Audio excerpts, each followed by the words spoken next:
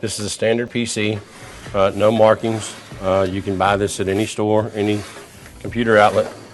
To get into the computer, you look at the back, make sure that all your connectors, when you lay the computer down, all the connectors are on the bottom. These are thumb screws. You unscrew them, put them off to the side, and you slide back and then lift up. Just takes the case off. Now, this is the inside of a computer. You have a power supply. And these connectors come off the power supply, supply power to everything on the system board and on the components. This is a processor fan, heat sink, which is over the microprocessor. There's several components that are on here that we'll talk about later. You have your hard drive, you have your CD-ROM, and this component down here is called your motherboard. We're going to take this apart. The blue cables that you see here are called SATA cables, S-A-T-A, SATA cables. There's a pin on the top of one of these. You squeeze and pull. See this pin here? What you do is you squeeze that pin down and you pull out, and it comes off of the hard drive. Then I'm going to take the power, which has the same type of connector, only just a little bit longer. We're going to do the same thing up top, squeeze and pull. Same thing with the power, squeeze and pull. The power is supplied through the power supply. The SATA cable is supplied through the system board. These cables here, these SATA cables, are connected to SATA ports that are on the system board. Again, you squeeze and you pull. Set these off to the side as well. We're going to start disconnecting power to everything. This power cord right here connects to a case fan. They simply just unplug. This power connector connects all the power to the system board. Squeeze and pull directly out. It's got this little clip. It clips onto the side of the system board. Again, another case fan. Unplug power. And you have a 4-prong power connector down here. It supplies more power to the board. It also has a little squeeze pin, and it pulls right out. Now your power supply is completely disconnected from your system board. Now we're going to remove the power supply. Okay, to remove the power supply, there are 4 screws on the back side. Get a Phillips screwdriver. Make sure you don't lose your screws.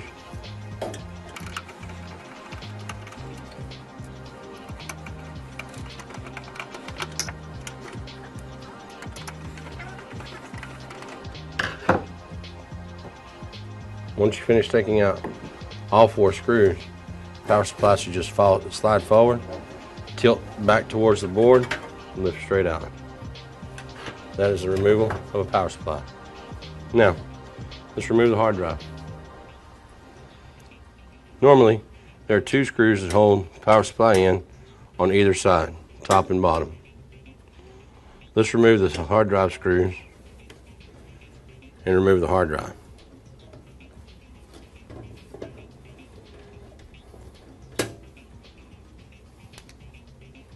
Slides forward, and your hard drive has been removed. If you have screws on the other side, on the opposite side, stand the computer back up, remove the screws on what we call the bottom side, remove your thumb screws, slide the tray, open up that portion of your computer. These 2 screws will release the CD-ROM drive.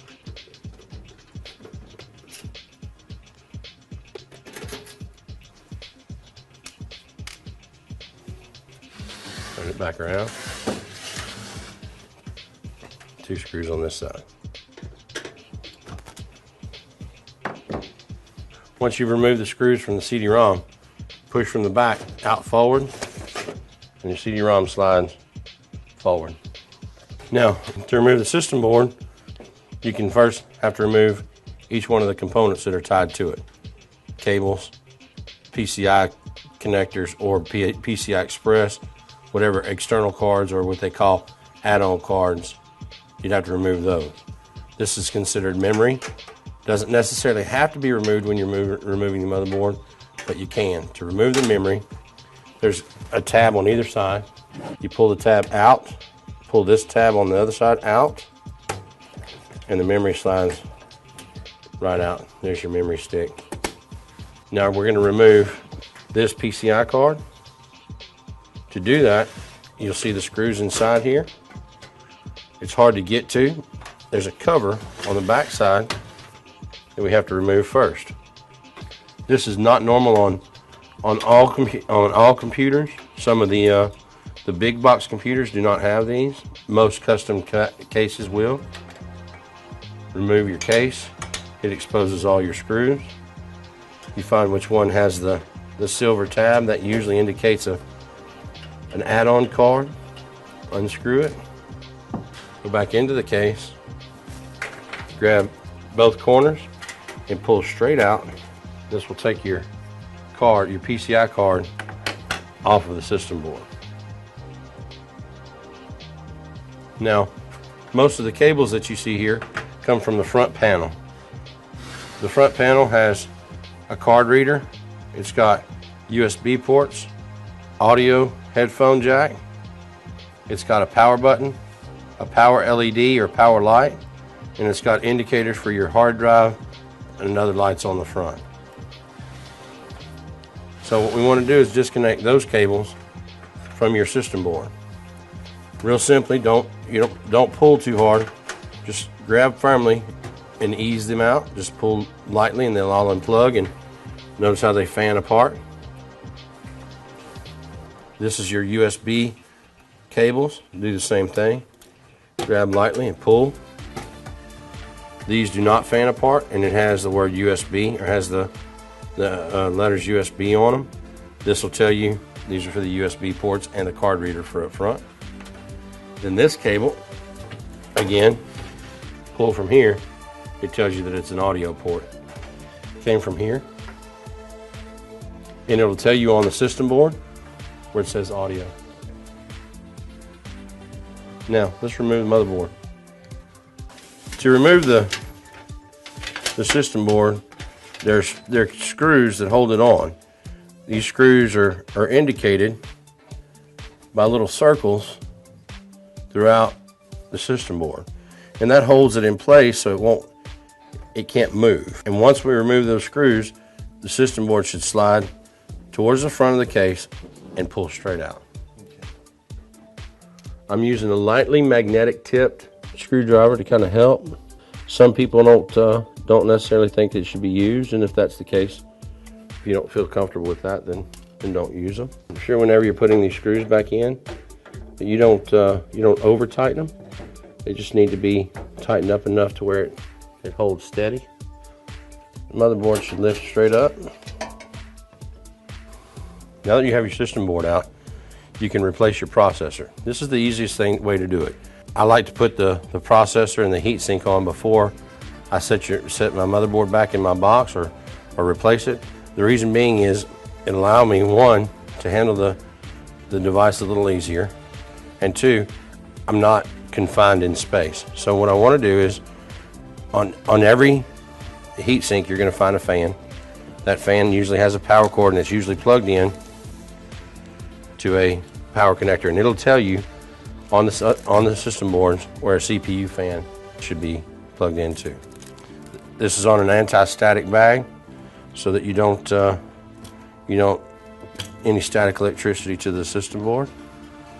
Unplug your power. Again, you don't have to yank on them, just slightly pull them out.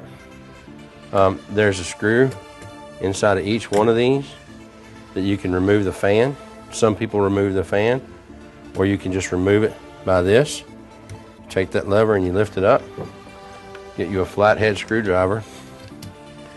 Push down, and it releases it. on this side. Once it releases from this side, you can release it from that side, and your whole processor should lift right off of there. Now, this processor is mounted, it's not mounted, but it's stuck to the heat sink because of the heat sink paste. Take your screwdriver and lightly turn it, and that should break it loose, and that is your processor. This is the arm that it comes off of, locks it into place. On each processor, you have a row of pins. They have a pattern inside. You'll notice that there's 4 holes missing. There's also 4 holes on the system board itself, on the processor socket. When you match up your triangles, you set it back down into place. That pattern will match up. You don't want to force it. It should drop right into place if you match up your triangles. You lock it back down, and you're finished.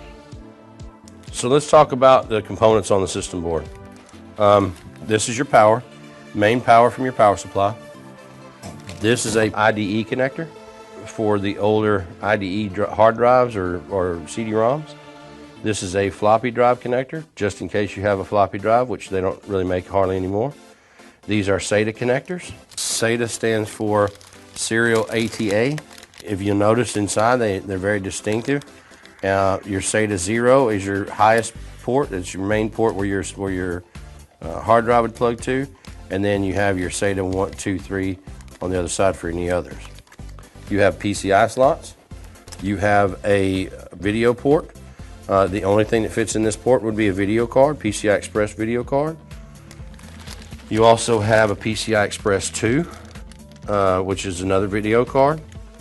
These pinouts up here is where you would plug your front panel for your power switch and your front speaker, or the LED lights.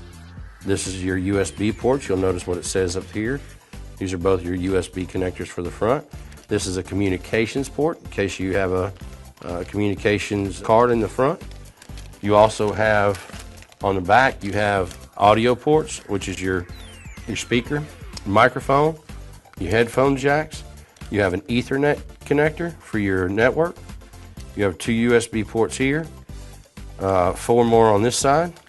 You have a DVI port. You have a VGA port. Both of these are video. You have, if you notice, this one's green and purple. This is a PS2 port. You can plug either a mouse or a keyboard. And then you have 2 more USB ports on the front side. Your memory sockets, you have 2 DDR memory sockets right here. This processor is an AMD processor. You can tell because it says AM3 or AM2 Plus. This is your processor socket. These are the mounts for your heatsink. This is your Gigabyte motherboard. This is a chipset heatsink. It keeps your chipset cold or cool. Then you have a variety of capacitors and resistors and different little chips on the board that'll help you. This is called a CMOS battery. You have your audio port. That's the basic components of a system board. And all system boards are different. Some of them won't have a floppy port. Some of them will not have an IDE port anymore. Everything's going to SATA drives. You may not have a PCI Express connector anymore. You may just have the PCI 2. You may not even have any PCI connectors. This is your 4-port power connector, which supplies power to the processor and all the ports in the back here. This power connector supplies ports to power to everything else. And that's basically the components. You have fans to plug in here on either side. This is right here for SPDIF is surround sound I/O right here. Another audio port, and that's your basic components. Now that we have everything apart, we're going to put everything back together. We have our processor back in, and it's locked down. The good thing to remember is the paste that you see on here. Anytime you're putting a processor back on, you want to add some type of thermal paste back on between the processor and the heatsink itself to kind of keep that section cool. So what we're going to do is we're going to turn this all the way back around just like we had it, and we're going to set it back in place. We're going to turn it, and we're going to make sure that it's locked down on this side here. So when we turn it back, the other side, this portion, we have to push down on just a little bit to where it locks into place. Now that we've got this pushed down on both sides, we're going to lock the lever in place, and that keeps this from moving. Now we take our power connector, 4-port power connector. It's got the little slides that tells you which way it's supposed to go, and it slides all the way down to the bottom until you hear it connect. Now that we have this in place, we can add our memory back as well. The memory can go in on the outside just as easy as it can on the inside. So we want to line up the grooves with the grooves that are in the system boards themselves. So we want to make sure that the grooves match up before we insert it. We want to make sure our tabs are open on both sides. There's a rail that it goes into here and here. And then you want to push down on both sides firmly until you hear it click. If you have two, you can put it on either one of them. If you have an additional memory, you can add that to it as well. This just has a single stick of memory in it. And we'll get into that further in another video, what type of memory and what type of slot. So now we're ready to put this back into the system board and right back into the computer. So we take our case like we had before. It's empty, and we want to add the system board back in. So we're going to lay it back down. We're going to put the motherboard back in. Notice on the back how you have your holes aligned where each one of the components go, and it tells you where the keyboard or mouse, and it tells you all the other things, and we want to align the back of these with the ports that are on the back of this. Now anytime you buy a system board, this plate pops in and pops out, so it doesn't matter if you have a generic case and a generic motherboard. You can pop this portion of the case out and put the one that comes with your new board in so it matches up. So let's set our case back down. You want to take your system board, make sure that your components are facing the back. You want to go in an angle, moving all your cables out of the way. You want to make sure that it matches up with all your components in the back. Make sure that nothing is poked out. Make sure that you're all in the right place. And you want to make sure that you can see your screw holes and that they're matched up as well. Again, when you're putting your screws back in, you don't have to bear down on them. Just make sure that they're snug. Make sure that the system board will not move. It doesn't jump. Because as you plug components into it, you don't want it to shift. The ones back here by the back of the system board are the ones that are a little more tough to get to because of the lip on here. Just you can use a shorter screwdriver or an actual longer screwdriver just to get your screwdriver away from the edge there. The main concern with the screws is you want to make sure that all four corners are tied down or anchored. You can short a system board out with the wrong screw, or with not having a screw added, could add a short to the system board, which will cause your system board not to power up. So make sure that you don't have anything except for the brass inserts underneath where you're screwing these two. And once you have your brass inserts, everything else should fall right into place. Okay, we're going to add the CD-ROM back to your system. You want to make sure your SATA connectors, the same ones that are on the board, system board, the SATA, and then your power SATA. So you want to slide it in from the front until the front piece matches with the front of your case, and your screw holes are lined up. You want to take your screws. You want to make sure that they're snug. You don't want to have to bear down on them too hard. You just want to be able to get them into place to where it holds the CD-ROM in place. Now that your CD-ROM's in place, we're going to add the hard drive back. Your SATA connectors that are on here. This is power. If you have IDE power and you don't have SATA power, this hard drive has both power connectors. So you can add a power connector similar to this from your power supply if you need to, or just use regular SATA power. I'm going to add this back in. What we want to do is we're going to find our ledge where we want it. We're going to slide it back in. Notice our screw holes are lined up into the slots. We can slide it all the way as far back as we want, or we can bring it as far out as we need to. The adjustment is purely up to you and the space that you have. Take your screw,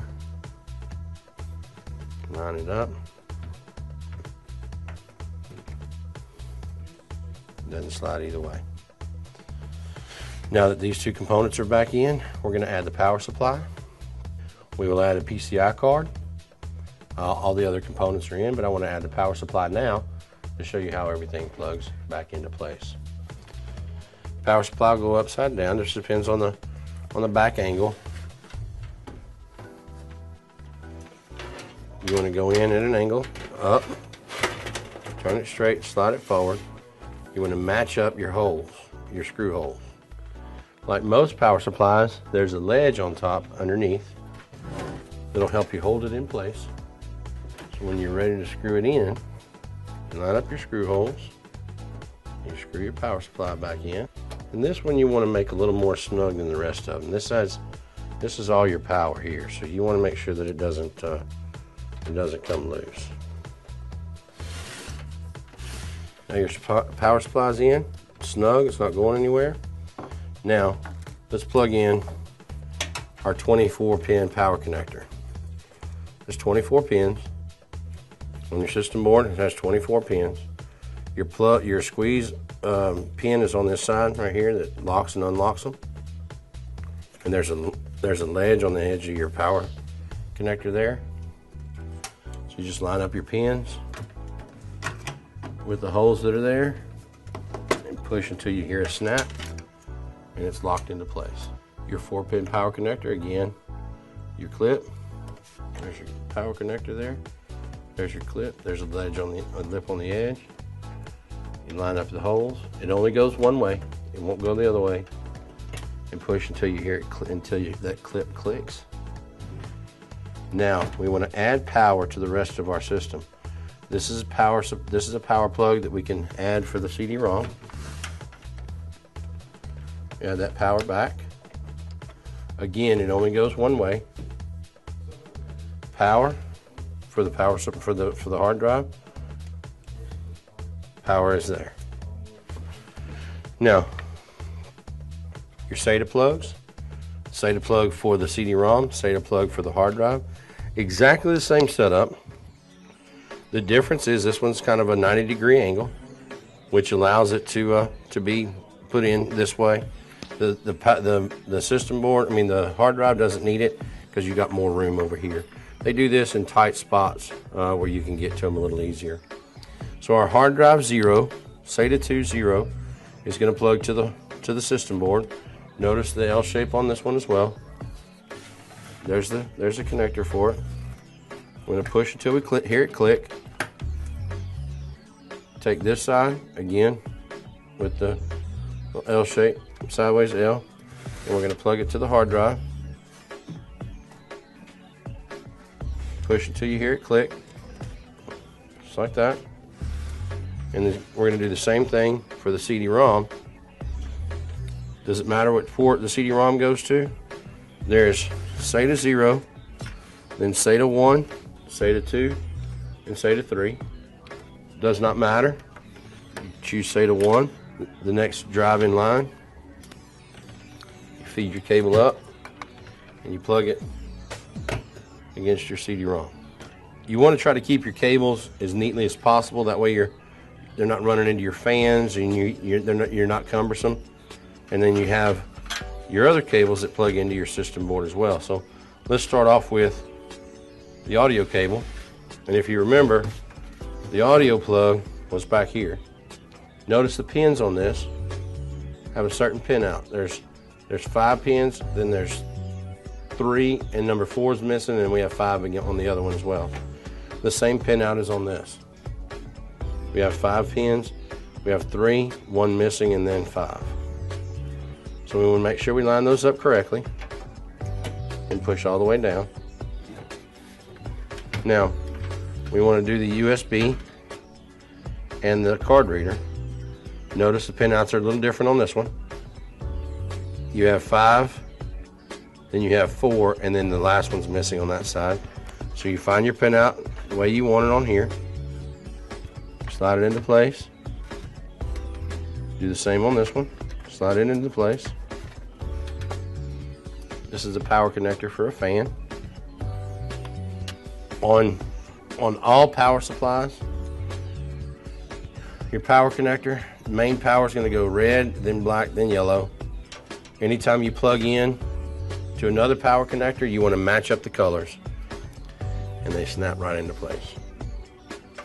This one doesn't have red and black, so we want to find out, we want to make sure that the red is going to this power here, so we want to go ahead and slide it in place as well. This is the power LED, positive and negative. This is our hard drive LED, and this is our reset switch. So those plug to this port right here. You're going to have to find where the color code's on this, but if you'll notice, it tells you where each one of them plug into. So if it's closest to this, it's on this side. If it's farthest away, it's on the opposite side. Now that we've got our cables plugged in, connectors for the front panel, let's install the PCI card.